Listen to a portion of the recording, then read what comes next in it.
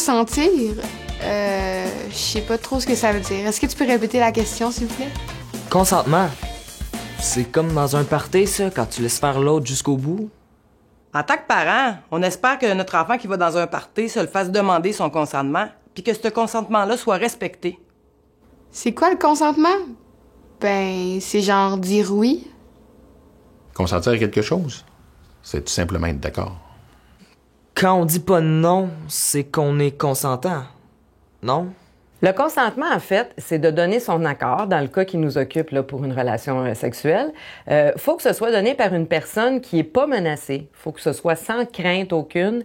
Puis il faut pas non plus que ce soit dans un état de conscience altéré. Donc, pas d'alcool ou de drogue qui peut venir jouer sur sa perception.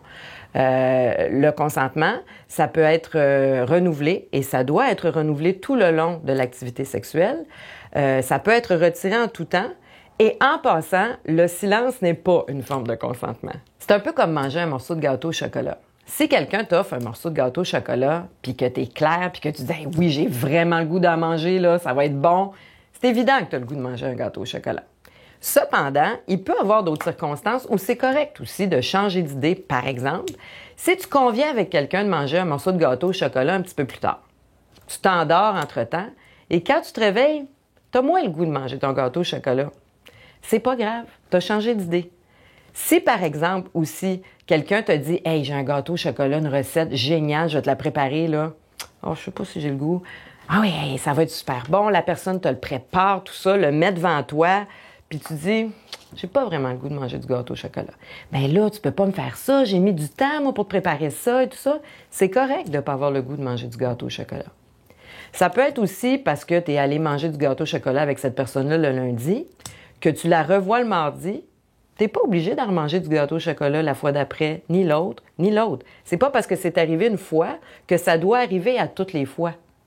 Au même titre, faire un gâteau au chocolat, manger ça avec quelqu'un, se décider qu'on sait la totale, donc le morceau de gâteau au chocolat avec plus de crémage, avec la crème fouettée dessus, les petites pépites de bonbons. Ben oui, ça peut être une fois qu'on se paye la totale avec ce gâteau au chocolat. Ça veut pas dire qu'à toutes les fois, il faudra manger le même type de gâteau au chocolat très, très, très exagéré. C'est à chaque fois qu'on décide le type de gâteau au chocolat qu'on veut manger. Fait qu'il faut être conscient pour consentir. Faut être ni drogué, ni sous, puis faut pas être endormi. Ah, OK, ça doit être un oui officiel, pas juste de pas avoir dit non. Accepter d'avoir une relation sexuelle, faut que ça soit clair. Il n'y a pas de place à l'ambiguïté. On peut pas prendre un fais ce que tu veux, ah ouais, peut-être, genre comme oui. Non.